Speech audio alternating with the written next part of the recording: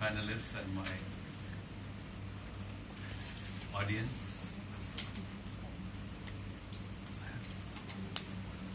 I think a lot of debates have gone on for almost 75 years or so. After human rights debates have emerged at the global level, there are points of view that what came through the United Nations Declaration and a wide range of human rights instruments, covenants, so on and so forth, were essentially built on a non-universal Western understanding of history, culture, human relationships, spirituality, religion, if not to leave them out.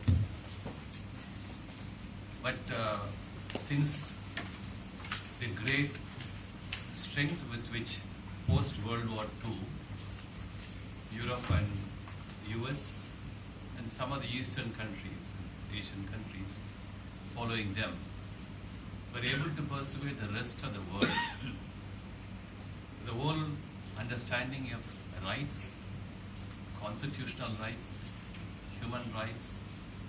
human relationships, in the context of development, economic, social and political. So what has been understood and then formulated, theorized, is best for the world. So we have some problems with this now. Not that we are in a mere mindless conflict with a very useful tool for fighting a wide range of social evils and human deficiencies. I'm not putting it that way. When you're talking of rights of minorities, you cannot look at it in isolation. You'll have to probably go a little deeper and deeper as to find out why the very definition of rights which divide people on the basis of caste, creed or religion, or on the basis of language or other factors, which have arisen historically, naturally over a period of time. If I say that one language is superior to another language, we are fundamentally wrong. If I say that one religion is superior to another religion, we are equally fundamentally wrong. I think history has made all this as necessary part of human growth, evolution. If humanity has lived only in Africa or in India or in America, then history would have been different. But as it may be, since human beings, Homo sapiens, ever since 10,000, 20,000 years ago, went around walking the globe, migrating from place to place and generating, creating languages, experiencing faiths, and then devoting their understanding to what's all life about. So if that has happened to humanity over a long period of time, I think everything, every part of human history is as sacred as every other part which is not properly recorded, chronicled and talked about. So it's in that context we need to look at the whole definitions of rights, human rights, and therefore rights of minorities. If you're only looking at rights of minorities from a constitutional angle or from a legal angle, then we are talking about very small things. That's why you're in problems. We have been talking about it because we want to reduce everything about human conditions into law and justice. And we don't think that we are confident of transacting our lives except through instrumentalities of law and justice. I'm not saying without institutions of law and justice, we are safer than being without them. Of course, institutions of law and justice, as the human beings understand today, are one of the most efficient safeguards which human beings have discovered for themselves. But then, these institutions, conceptions of law and justice, are not abstract, which is again universally thrown because everybody has universally agreed with these conceptions. They have had their origins in some part of the world or the other. So some set of people, the other said, look here, this is good for all of humanity. We are probably having some difficulties with that kind of understanding. Therefore, the first proposition I would like for people who are talking about minority rights is because I see that in the context of J&K. So, what is being generally argued is, look here, we have a definition of human rights, minorities, applicable to the rest of India. And therefore, if you extend it to J&K, then it breaks down. And whether Hindus or Sikhs or any other religion, they are not minorities in the sense of a national understanding of minority. That's the problem. That's precisely the problem. So why does it happen? It happens because we look at minorities from a point of view, not from the point of view of state power, but from different understanding. In my understanding, every person who is in need of protection of one's rights is in a minority situation. Individuals, groups, sections of people. Because whenever you are under state power, which does not recognize you as individual, which does not acknowledge you as person belonging to a faith or a group, the language or a culture or a script, then you are a minority.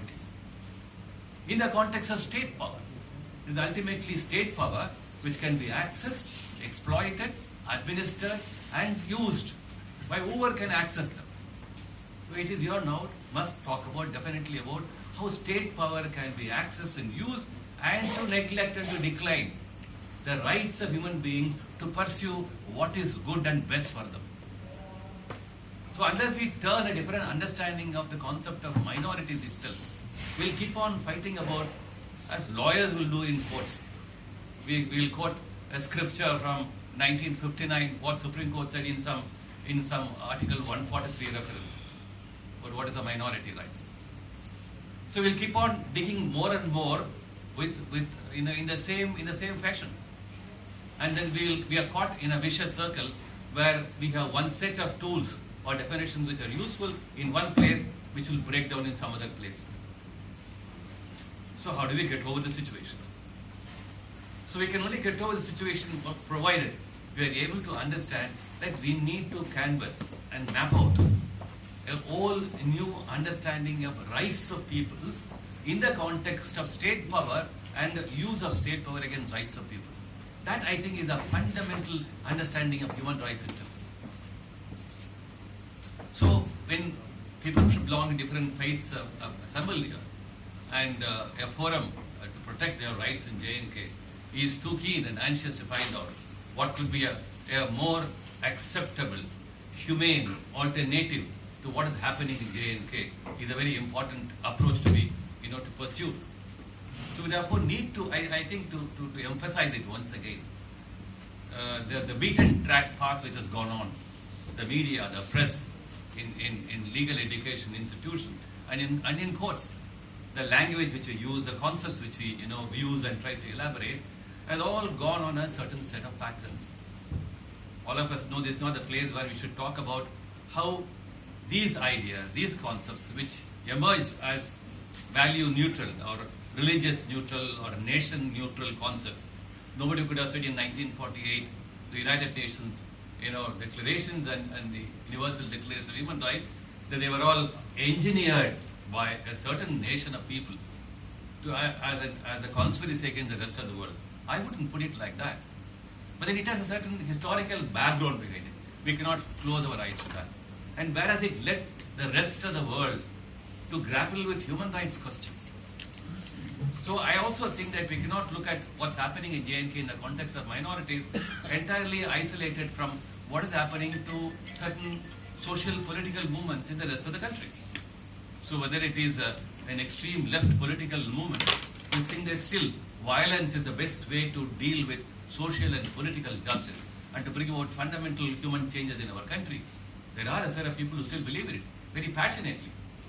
Then if you say that, look here, that passionate view is fundamentally wrong and they should all, let's be killed, exterminated, decimated, oh no. Then the human rights comes in and say, political points of view, social and economic ideologies have their place in human history. You cannot kill people merely because they belong to a particular ideology. Then they become minorities. How do you protect their rights? Their rights ought to be protected. But in what context, again, therefore, if you have one set of common definition of minorities, if you stretch it in different directions, it breaks down. It breaks down, it loses its meaning and loses its vitality. I'm not saying that people belonging to a particular ideology or faith, religion, or any of those categories are at the mercy of the rest of the community. I'm not saying that. It's precisely because no part of the community, no part of the state, no part of the government should be in a position to dominate and impose its will, howsoever grand it may be. No part of it shall be able to impose its will on the rest of the people. Then we are in a civilized world. As long as that level is not reached, we continue to be in conflict. So therefore we need, how do we therefore resolve all this? There is no, again, one particular magic wand of a solution.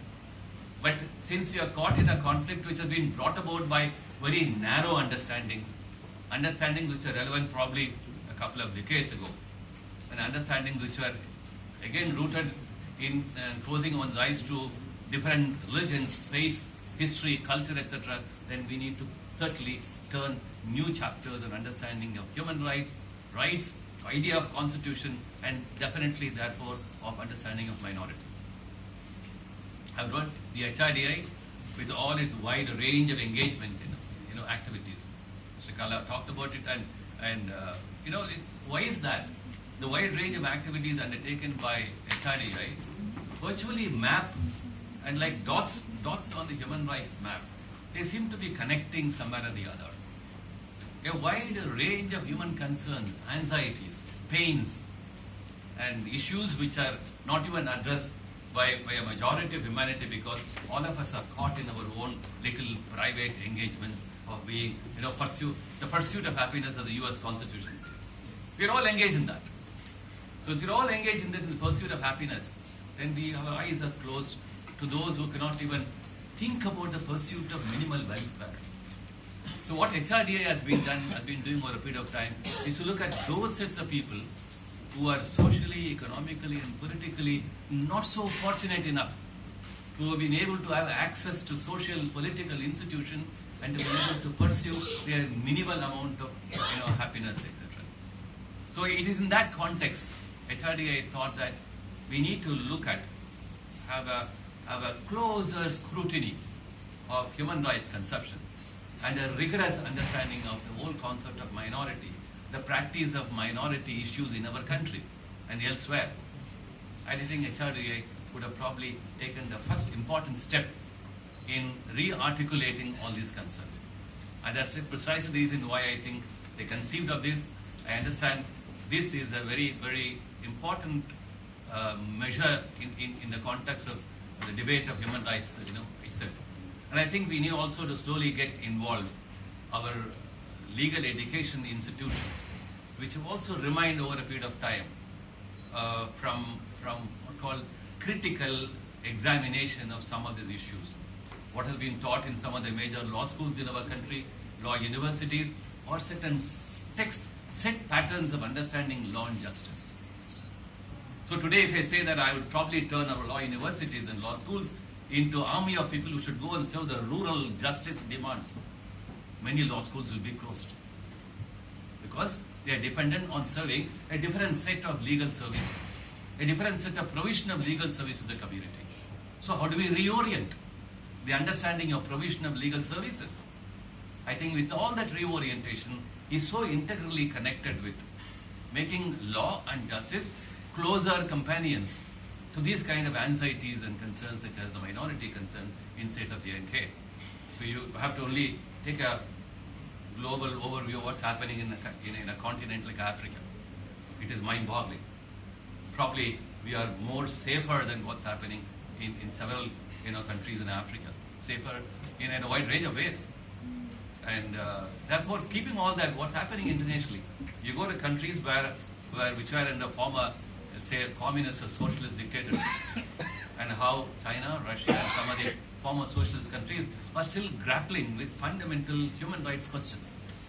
You may be a developed country, but you are probably a deprived country in terms of social content. So we have mafiadom in several European countries, regardless of the Grand European Union. So one can go on talking about it. But why I wanted to connect all this is say that as long as we continue to go on the path trodden by a very narrowly defined understanding of human rights and minority rights, then I think we are caught in a vicious circle. We are caught in a vicious circle where you and I are divided people. Minority versus majority is a division. I say this division is artificially constructed. This division must go. And this division is artificially constructed, in whose hands lies the competence and the ability and the vision to undo this artificial construction. I think people like all of us. So this artificial division will have to yield to a mature, wise, compact of people, where we understand your rights as equal rights as my rights. But since we have socially, economically and politically understood rights themselves as divisive, because if I have an article 15 and 16 right for reservation, somebody else's rights is killed. So we have a wrong understanding of that. So we are taught to look at it that way. So I only want to flag this very broad understanding of mine, arising out of close examination of international human rights development, our own constitutional development, what Supreme Court has done over a period of time, and what happens in the press and the media, and how young minds, to conclude, how young minds are now exposed to a very partial tunnel vision of understanding of rights of people. It's a partial tunnel vision which is being spread across on the ground, that this partial tunnel vision represents liberal visions of rights and human rights. I think I should conclude on that note. Thank you for your attention.